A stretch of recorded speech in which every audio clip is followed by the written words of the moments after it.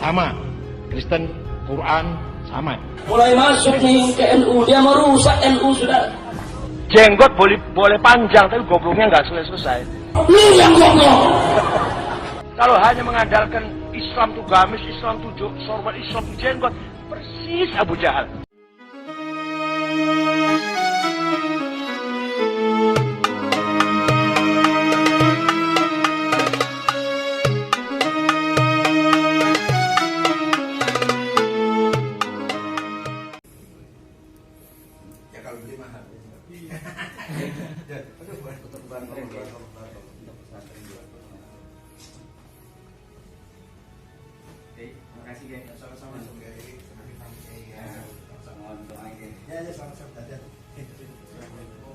Paulus Korintus 1 ayat 1, amal saleh sebanyak apapun kalau tidak didasarkan kasih sayang bagaikan suara genderang.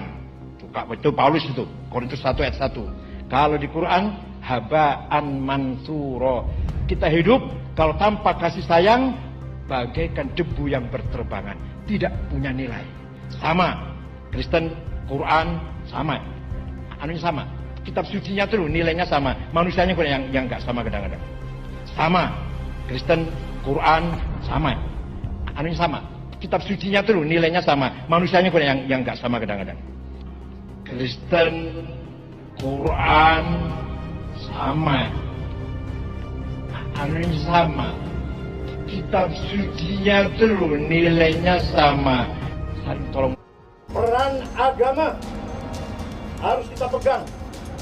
Imam masjid, khotib-khotib, KUA, Menteri Agama harus dari NU. Kalau dipegang selain NU, salah semua. Jenggot boleh panjang, tapi gobloknya nggak selesai. Gamis setengah kaki, jidat hitam, percuma itu. Nggak usah pakai gamis, pakai batik aja. Nggak usah pakai gamis, pakai celana saja. Nggak usah jenggotan, nggak usah. Asal ilmunya lumayan. Kecuali Said Muhammad bin Ali Al-Maliki. Ya jubah, ya gamis, ya pinter, ya alim. Silahkan itu. Kalau hanya ngadir kayak gamis tok dengan sorban, Abu Jahal juga persis seperti itu pakaiannya. Serius ini bukan guyon, serius ya. Kalau hanya mengandalkan Islam tuh gamis, Islam tuh sorban, Islam tuh jenggot, persis Abu Jahal. Seperti itu juga. Sunnah nomor paling bawah sendirilah. Cadar itu bukan pakaian Islam, bukan pakaian Arab. Buktinya nutupi aurat itu kan karena menghindar fitnah. Mukanya cantik malah ditutupin supaya jangan bikin fitnah orang laki-laki. Lah di Arab itu di Saudi, nenek-nenek, negro yang hitam itu pakai cadar. Lah fitnah opo nego? Paham nggak? Pakai cadar itu menghindari fitnah. Mukanya cantik. Nanti dia laki-laki menimbulkan fitnah. Nah kalau nenek-nenek, kemudian kulitnya hitam, orang hitam itu, kok masih pakai cadar? Mitnah yopo, nutupi fitnah. Mau dibuka lah orang-orang yang tertarik. Tapi, itu artinya cadar itu budaya. Tradisi orang Arab, cadar. Bukan karena menghindar fitnah, bukan karena nutupi muka supaya jangan kelihatan cantiknya, bukan. Memang budaya, tradisi. Orang Saudi mukanya tutupin, padahal kulitnya hitam, nenek-nenek. Fitnah opo nih, usaha fitnah blas man. Nah itu namanya kita memahami suatu. Tidak hanya memanjangkan jenggot. Masalah jenggot. Memang orang yang panjang jenggotnya kurang kecerdasannya. Karena syaraf yang untuk mendukung otak tertarik oleh jenggot. Di sini hebatnya Syiah. Hebatnya gimana? Prinsip Syiahnya tidak luntur. Tetap percaya pada wasiyah, ismatul a'immah, roj'ah, mahdiyah, taqiyah, tapi intelektual dibangun karena kemasukan Mu'tazilah. Dari sejak itulah Syiah bukan hanya partai politik, tapi juga gerakan-gerakan intelektual sampai sekarang. Sampai sekarang embargo spare part pesawat oleh Amerika, iya. Amerika melarang ngirim onderdil pesawat ke Iran. Ya wis ora apa-apa, dewe-dewe. Sampai sekarang spare part onderdil pesawat Iran itu bikin sendiri. Enggak usah beli dari luar negeri karena diembargo oleh Amerika. Dan sekarang satu negara yang melawan Amerika ya Iran. Lepas dari mazhabnya salah apa Peru apa kufur apa pokoknya yang sekarang satu-satunya orang yang berani menantang Amerika itu Syiah. Satu negara yang tidak punya utang juga Iran. Satu-satunya yang membela Palestina terang-terangan seorang basa-basi ya Iran. Padahal Palestina tidak ada Syiah. Orang Palestina tidak ada Syiah, orang Palestina. Tapi yang membelain Palestina mati-matian Iran. Ini lepas dari kufrun apa nifakun apa dolalun lah. Iya. Apa? Ayat setan. Mohon tidak disela dulu ya, biar selesai. Ya, jadi enggak ini bukan begitu. Ini sisi positifnya Syiah, sisi positifnya Iran. Nah, kita yang mencintai Ali, kita yang mencintai Rasulullah SAW, mari kita pertahankan ini, keyakinan yang benar ini. Mari kita pertahankan baqiyah min baqaya amal salihah. Sedikit saja amal soleh mari kita pertahankan, yaitu ihya'i Asyura, ihya'il arba'in, ihya'i syuhada'i Karbala. Mari kita hidupkan tragedi Karbala dengan pertemuan seperti ini. Syukur-syukur lebih dari ini, syukur-syukur lebih besar lagi. Mari kita pertahankan sautul haq ini, suara kebenaran. Mari kita pertahankan. Enggak apa-apalah sekarang orang sedikit, insya Allah. Yang penting tidak yang penting harus ada, tidak dilupakan. Insya Allah lama-kelamaan akan dipahami oleh orang banyak. Di kalangan NU sendiri masih banyak yang belum paham. Gak apa-apa, maklum belum ngerti. Allah madihim, fainahum la ya'lamun. Berilah kepengertian kepada orang-orang yang belum paham dengan peringatan Asyura, peringatan Arba'in. Ya Allah, berilah petunjuk kepada umat Islam, warga Nabiyin, pesantren-pesantren yang belum mengerti tentang apa itu Yaum Asyura, apa itu Yaum Arba'in. Maafkan mereka ya Pak ya, karena mereka itu fa'innahum la ya'lamun, karena belum mengerti. Kata Imam Ali Zainal Abidin, alhamdulillah alladzi ja'ala a'da'ana humaqa. Alhamdulillah musuh-musuh saya itu goblok-goblok semua. Gitu kira-kira gitu. Orang dungu-dungu, ahmak-ahmak. Tolong dihormati dulu, biar beliau bicara dulu. Assalamualaikum warahmatullahi wabarakatuh. Pertama saya kenalkan kepada Ustadz Said Agusrod. Nama saya Ahmad bin Zain Al-Kaf. Saya Ketua Yayasan Al-Bayinat bidang organisasi. Dan saya Awan Syuriah NU PWNU Jawa Timur. Kami yakin bahwa antum bukan pengikut Syiah, tidak berakidahkan Syiah. Namun catatan di tempat kami, istilahnya di komputer kami, penuh nama-nama antum, laporan-laporan mengenai antum, yang isinya komentar-komentar antum yang sifatnya membela Syiah. Di mana komentar-komentar tersebut sangat merugikan Ahlus Sunnah, khususnya kaum Nahdliyin. Sehingga banyak, bisa dikatakan 95% pengikut Syiah adalah Nahdliyin, kaum Nahdliyin yang digerogoti oleh antek-antek Syiah. Perlu Anda perkenalkan yang hadir di sini adalah pejuang-pejuang ahli sunnah dari Nahdliyin semua, dari Bangil, dari Jember, dari mana-mana, dari Surabaya dan sekitarnya dari Jawa Timur sini. Nah, mereka merasa sakit hati kepada Syiah dan mereka sudah berhadapan tinggal bunuh-bunuhan saja. Dan mereka lebih sakit hati lagi kepada pengurus PBNU, di mana mereka sudah berhadapan akan bunuh-bunuhan. Pimpinan kita justru rangkulan dengan orang-orang Syiah. Kami tahu di belakang itu adalah fulus. Kami tahu dan kami berani bersumpah karena kami ada orang kami di dalam Syiah. Kami mempunyai data untuk antum ketahui. Antum sebagai orang PWH, saya dapat uang. Kami tidak mau membuka rahasia seseorang. Bahwa dekatnya tokoh-tokoh kita NU di sana adalah karena fulus. Dan ini sebagian diakui karena katanya bantuan dari luar negeri semua sudah diambil sama Gus Dur, tinggal yang dari Iran saja yang masih masuk. Wallahu alam, ini betul tidaknya. Antum lebih tahu. Untuk itu kami minta kepada antum agar segera memutuskan hubungan sama mereka. Berapa sih mereka itu? Apa keuntungannya? Antum dekat dengan mereka, berapa banyak kaum Nahdliyin yang digrogoti sama mereka. Tiap hari kita ini ngepuk-ngepuk, jangan sampai kita ini digrogoti. Tapi dari atas justru kita ini ditikam dari belakang oleh tokoh-tokoh kita. Tolong fadlan, minta tolong atas nama warga Nahdliyin di Jawa Timur ini, tolong putuskan hubungan dengan Syiah. Kami 20 tahun bendung, jogo, sampai diserobon dengan Syiah. Tapi antum kasih jalan mereka untuk grogoti kita. Di negeri amplop, Aladin menyembunyikan lampu wasiatnya. Malu. Samson tersipu-sipu, rambut keramatnya ditutupi topi. Rapi-rapi. David Copperfield dan Houdini bersembunyi rendah diri. Entah andai kata Nabi Musa bersedia datang membawa tongkatnya. Amplop di negeri amplop mengatur dengan teratur. Hal-hal yang tak teratur menjadi teratur. Hal-hal yang teratur menjadi tak teratur. Memutuskan putusan yang tak putus, membatalkan putusan yang sudah putus.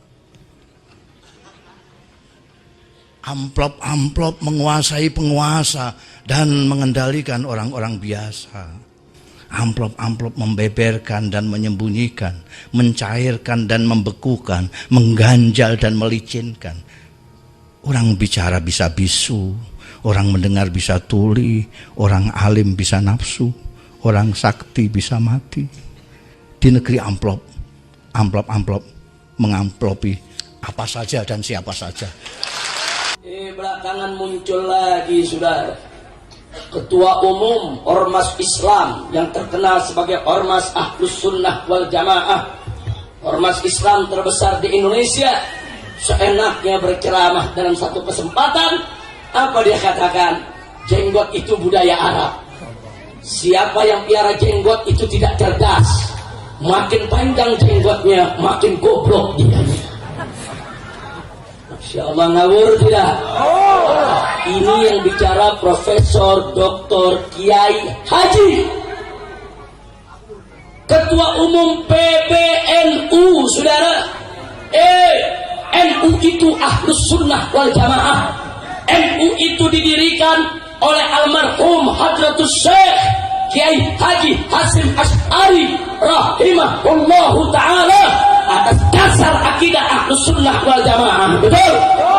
Betul? NU bukan tempat liberal. Betul? NU bukan tempat kiai ngawur. Betul? Siapa yang mau jadi liberal, jadi kiai ngawur, keluar dari NU, saudara. Betul? Takbir. Siap jaga NU, siap bela NU, siap bersihkan NU dari liberal. Takbir. Mulai masuk nih ke NU, dia merusak NU, saudara. NU itu rumah besar Aswaja. NU itu didirikan, saudara, oleh Hadratus Syekh, saudara. Itu seorang ulama besar, luas ilmunya, bagus akhlaknya. Siapa dia ingin merusak NU, saudara? Siapa dia ingin merusak thariqah Ahlus Sunnah wal Jamaah? Kurang ajar. Insya Allah, makanya umat Islam nggak boleh diam. NU rumah besar Ahlus Sunnah wal Jamaah, betul? FPI bagian daripada Ahlus Sunnah wal Jamaah, betul? Begitu FPI tetap harus peduli kepada rumah besarnya, betul? Saya mau tanya, kalau NU dimasuki sama Cicunguk liberal, betul tidak? Tidak. Jadi Cicunguk, saya mau tanya, dipiara atau diusir? Dipiara atau diusir? Takbir!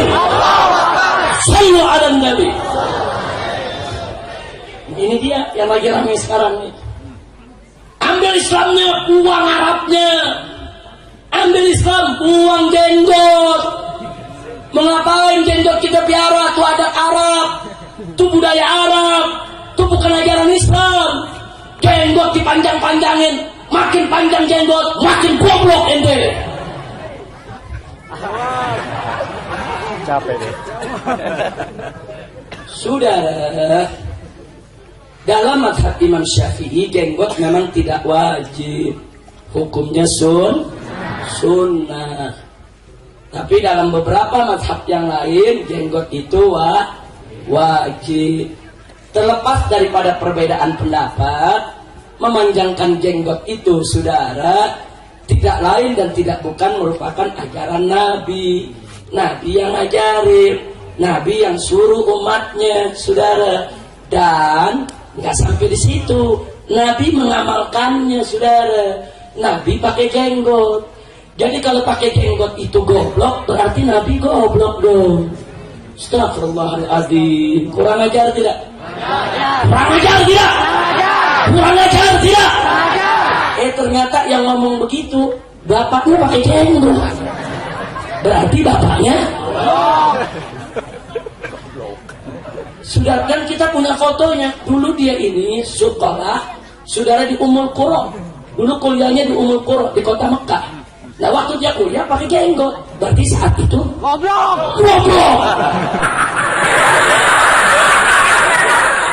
Insya Allah. Saudara, Kiai Haji Hasyim Asy'ari yang mendirikan NU ada jenggotnya ya? Berarti goblok. Wali Songo ada jenggotnya ya? Berarti goblok dong.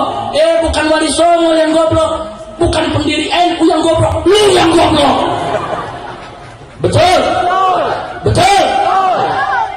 Sampai sewot bener sama jenggot ya sewot. Nggak boleh begitu. Profesor doktor kok sewot sama jenggot. Jangan-jangan profesor doktornya urusan pejenggotan kan? Inna ilaihi raji'un. Saudara, umat Islam kaum lelaki yang mengajarkan untuk piara jenggot siapa? Nah, di dalam mazhab Syafi'i wajib atau sunnah? Kalau sunnah, saudara, kalau dikerjakan berpahala, kalau ditinggal dosa ya. Nggak usah dipermasalahkan. Yang punya jenggot piara, yang nggak punya jenggot yang nggak apa-apa. Kadang-kadang dipaksa-paksa, jenggotnya selembar dipaksa. Cuma selembar satu kayak gantungan kunci. Jangan dipaksa. Yang punya jenggot piara, yang nggak punya jenggot nggak usah dipaksa, karena jenggot hukumnya Tapi yang jelas kalau Nabi yang ngajarin, saudara, berarti jenggot itu budaya Arab atau ajaran Islam? Jawab yang kompak, budaya Arab atau ajaran Islam? Siapa yang mengajarkan tentang jenggot? Siapa yang mengajarkan tentang jenggot? Takbir. Kalau Nabi yang mengajarkan berarti salah atau benar? Jelek atau bagus? Perlu dijaga tidak? Perlu diikuti tidak? Jadi kalau ada mengatakan orang berjenggot goblok, ngalir tidak? Orang tersebut cerdas atau goblok? Cerdas atau goblok? Takbir. Sallu ala Nabi. Tapi bingung, kok orang goblok jadi ketua PBNU ya? Akhir lagi, saudara. Makanya orang NU nggak boleh diam. Mau nggak dipimpin orang goblok? Mau tidak dipimpin orang goblok? Siap jaga NU? Siap bela NU? Siap bersihkan NU dari orang goblok? Takbir. Sallu ala Nabi. Kurang ajar, saudara. Dia benci sama ajaran Islam di Arab-Arabkan. Oh, ini Arab, buang saja. Ini baca Quran pakai langgan Arab, itu Arab. Itu jilbab Arab, itu jenggot Arab. Kurang ajar. Itu ajaran Islam. Benci betul kau dengan Islam. Benci betul kau dengan Arab. Kurang ajar. Saya mau tanya, Nabi kita bangsanya apa? Jawab yang kompak, Nabi kita bangsanya apa? Al-Quran diturunkan dalam bahasa apa? Apa kita diajarkan oleh Nabi untuk benci Arab? Tidak. Islam mengajarkan kita untuk benci Arab atau cinta Arab? Benci Arab atau cinta Arab? Kok ini ada ajaran Islam Nusantara kita disuruh benci Arab, saudara? Awalnya benci Arab, besok disuruh benci Islam, saudara. Jadi dari sekarang mereka suruh benci Arab dulu. Nah kalau udah benci Arab, nanti besok benci Islamnya gampang, saudara. Na'udzubillah min dari. Maka itu saya mau tanya semua yang ada di sini, siap bersaudara? Ya. Siap bersatu? Ya. Mau diadu domba? Ya. Makanya kurang ajar kalau ngomong Islam Nusantara adalah Islam yang santun dan lembut, sedangkan Islam Arab adalah Islam yang keras dan radikal. Nabi itu Arab, Sayyidina Abu Bakar, Umar, Utsman, Ali itu Arab, saudara. Itu sahabat-sahabat Nabi, saudara Arab. Terus kamu katakan mereka Islam Arab, Islam keras, Islam radikal? Kurang ajar, saudara. Nah, maka itu ini sengaja saya sampaikan Jangan mau kita diadu domba dengan pemikiran liberal macam itu. Betul? Begitu siap berjuang? Ini perjuangan kita bukan enteng, ini berat. Karena yang kita lawan ini, saudara, maaf. Ini saat ini Islam Nusantara sudah menjadi program negara dan mendapat dana dari APBN melalui Kementerian Agama. Kementerian Agama mengeluarkan, saudara, pernyataan untuk mengadakan perlombaan karya tulis tentang Islam Nusantara. Pemenangnya akan mendapatkan satu orangnya 50 juta dan 10 pemenang 500 juta hanya untuk mensukseskan program Nusantara, Islam Nusantara. Jadi Islam Nusantara ini, saudara, program pemerintah, program liberal yang disusupkan ke dalam pemerintah. Jadi kalau kita melawan program ini, berarti kita melawan pemerintah, kita melawan negara, karena negara yang membiayainya, saudara. Demi Allah, kami gak bakal peduli, saudara. Apapun yang terjadi, sekali Islam tetap Islam. Siapapun yang coba-coba mengganggu Islam, mau pemerintah, mau negara, kami akan lawan. Kepala dari kaki-kaki dari kepala, walaupun harus mati bersimbah darah. Maka kita Islam, saudara. Takbir, takbir. Angkat tangan semua. Takbir, takbir. Siap bela Islam, siap bela Al-Quran, siap bela Allah, siap bela Nabi, siap lawan musuh Allah, siap ganyang musuh Allah. Takbir, sallu ala Nabi. Allahumma salli wa sallim wa barik alaihi. Nah, itulah sebabnya, saudara, kenapa saya habis-habisan dengan kawan-kawan di FPI melakukan perlawanan terhadap Islam.